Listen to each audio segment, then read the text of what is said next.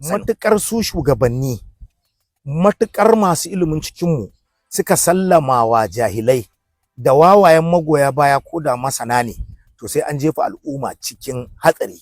Kaga mutane waɗanda su kansu ma ba su iya tarbiyyantar da kansu ba, a ce su za su ringa ba da shawara a cikin al'amuran a mutane, kuma layadari kuma la alamu layadari jahilun murakkabu. Irin waɗannan mutanen a ce su za su yi tunani a kan suna kallon matukar baka san abin da suke so to kai maki ne.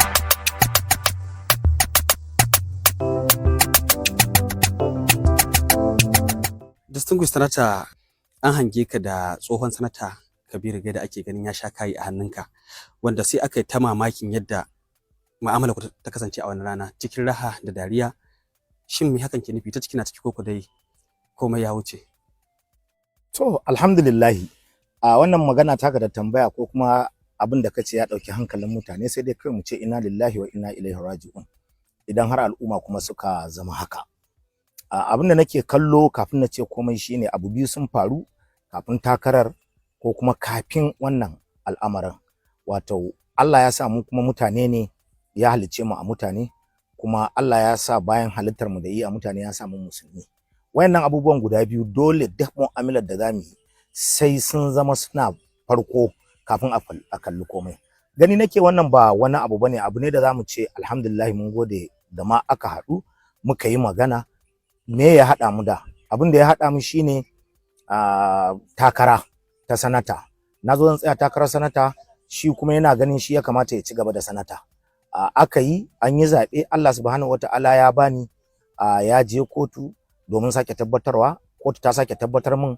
Tun daga wannan lokacin da na yi magana ni na rufe wannan shafin, kuma ban ga dalilin za mu ci gaba da kuma wata rigima ko gaba a tsakaninmu ba. Abin da nake gani shine matsalar da jihar Kano siyasar mu take ciki na rashin amfana da 'yan siyasa suke yi, da rashin matsalolin da ita jihar take samu, ta samo asali ne saboda gaba da riƙe gaba da ƙiyayya. Don kun yi saɓani da mutum, ko mutum ya faɗa abin da kake kallon ba tunaninka ba ne ko kuma bai daidai da tunaninka ba, shikenan ya zama maƙiyi, sai zagi, sai cin mutunci, sai magana irin kaza, wanda siyasa ta sha bamban da haka. Ina kallon ya zama wajibi mu yi wa kanmu faɗa, malamai su shigo, manya su shigo, waɗanda ake shugabanta ko ake wakilta duk su shigo. In an yi rigimar zaɓe an gama, shikenan a buɗe wani shafi sabo domin ci gaba. Bana zaton ƙiyayya ko gaba ce a tsakaninmu da sanata Gaya. Kawai magana ce ta takara, mu biyu muna son abu ɗaya, dole mutum ɗaya Allah zai bewa. Allah ya bani, shikenan sai kuma in an dawo wani lokacin. Amma dai ina kallon wannan nasara ce babba a cikin tsarinmu. Inda a ce kowa ma haka za su yi, wasu ba su zo sun jaddada gaba da ƙiyayya a tsakanin al'umma ba, har ba a iya gaisawa, har ba za a yi wata mu'amala ta duniya ba, har ba za a iya manta jiya ba, ko kuma a yi afuwa akan jiya ko da ba za a manta ba, a ajiye ta a matsayin hujja. To ina kallon akwai gagarumar matsala a cikin tsarinmu. Duk jihohin nan da suka kewaye mu, zaka ga an yi zaɓe, amma zaka ga an dawo an zo an haɗu ana mu'amala da juna, an ci gaba. Amma dai mu Kano babu, saboda kawai wasu suna kallon ai matukar aka ce ba na son abin da kake so, to shikenan sama da ƙasa kuma fa dole ta haɗe. Wanda ina ga mutum ɗaya ne a duniya tunda aka halicce ta yake da wannan damar, shine manzon mu tsira da amincin Allah su tabbata a gare shi. Shine koyaya kake da saɓani ko ka nuna ƙiyayya ko gaba da wani abu da yake kai, ko ya zo da shi ko ya ce, to shikenan ka zama maƙiyi, ka zama mutumin banza, ka zama wanda ba a sha'awa. Amma ba wai wani ɗan adam ba, dole sai mun koyi haka. Kuma alhamdulillah ni akan haka nake harkata. Ya za a iya samun saɓani, amma dai mafi girma da kyautatawa a tsakanin al'umma shine wanda an samu saɓani kuma za a yi haƙuri a ci gaba da mu'amala. Amma a ce an yi mu'amalar shekara kaza, yau dan an samu saɓani ta ɗan lokaci kankani, shikenan an rufe waccan. Ko na kyautata maka sau 100, amma dan saɓani ɗaya ya shigo, duk ka zubar da wancan, ka zo kana ta magana. Ina ganin akwai gagarumar matsala wadda a Kano ita ce ta gadar mana da gaba, ta shiga harkokin siyasa, ta shiga harkokin wakilci, ta shiga kasuwa, ta shiga makarantunmu, ta shiga zaurukan ilimi, ta shiga ko ina da ina ma. Ya zama na kowa rabuwa ce kullum take faruwa, saboda kawai wasu na kallon matukar baka san abin da suke so to kai maki ne. Da yawa na kallon taron ku na masu ruwa da tsaki a matsayin taro na tauna tsakuwa ko don ayatar tsoro, ko kuwa shirin fantalar da tsarin shigowar shi jagoran tafiyar Kwankwasiyya jam'iyyar APC. To ni dai na san a abubuwan da muka tattauna wajen mutum nawa ne suka yi magana, kuma duk wanda suke ciki an yi, bana jin a cikin kashi 100 akwai ma kashi 10 da aka yi maganar shigowar wani cikin wannan jam'iyya.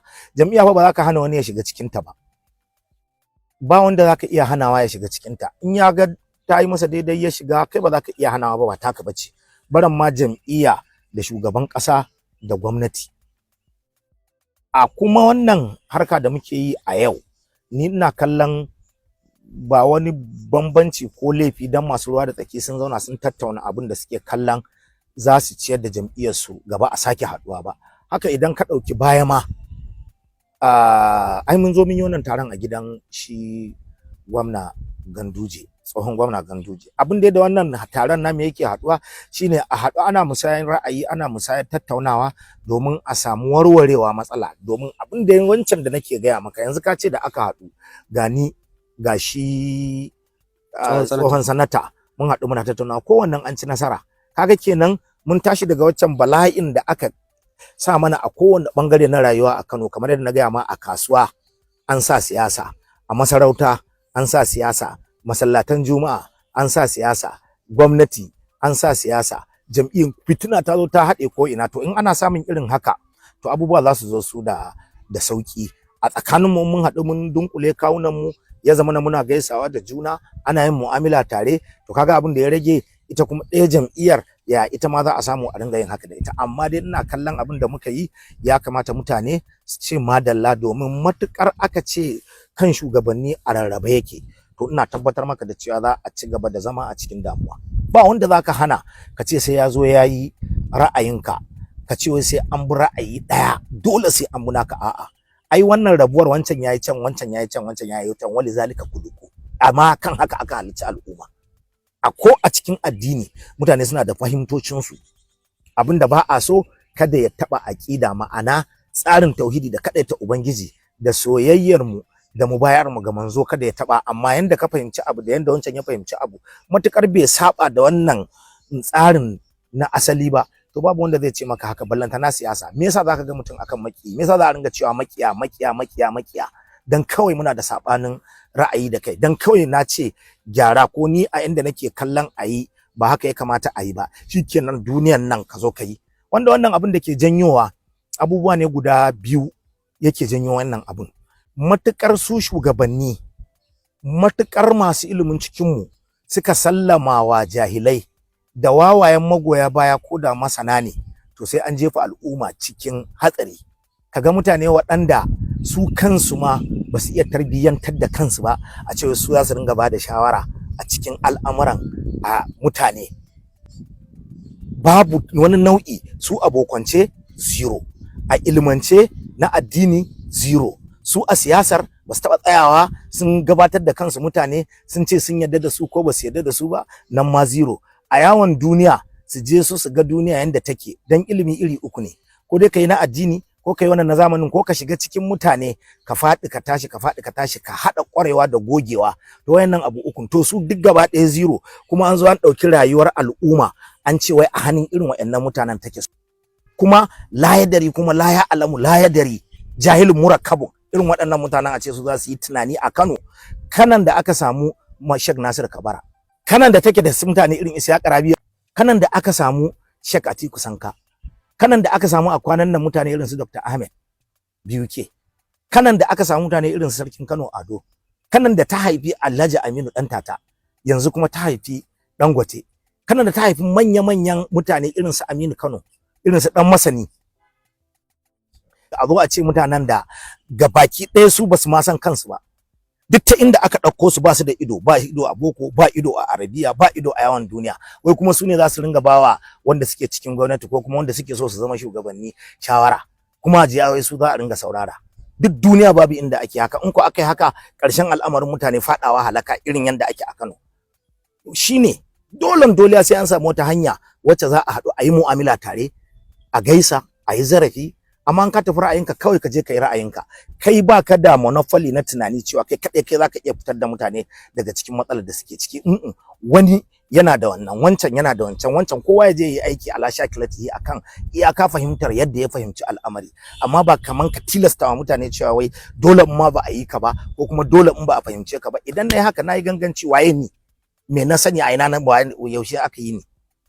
Ana sabani da manya-manyan mutane kuma a haɗu a yi mu'amala, amma abun kunya a ce wayannan mutane su ne ma za su dinga zuwa suna yi wa mutane. Dole akwai mutanen kirki a dukkanin jam'iyyu, akwai mutanen kirki a kowanne da ake mu'amala, akwai kuma mutanen banza a ko ina da ina. Abin da za a yi kai ka amsa tambayar kanka, kai ya kamata ka isa ma ka zo ka kalli mutane ka ce in ka isa je ka sayo fam ka zo ka tsaya ka ce za ka wakilce su a dukkanin matsayi, daga kansila, chairman, dan majalisar jiha, dan majalisar tarayya, sanata, gwamna, shugaban kasa, ka je ka ce za ka iya. Daga nan ne za a iya ganewa shin za ka iya jagorantar al'umma ko ba za ka iya jagorantar su ba. Amma dai mutanen Kano, duk wannan abin da ke faruwa na masifu da muka shiga ciki, wato sallamawa kanmu da muka yi wajen wawayen mutane ɗibgaggu wanda ba su sani ba kuma ba su san ba su sani ba, ba kuma shirin su sani din, ba kuma sa neman sanin.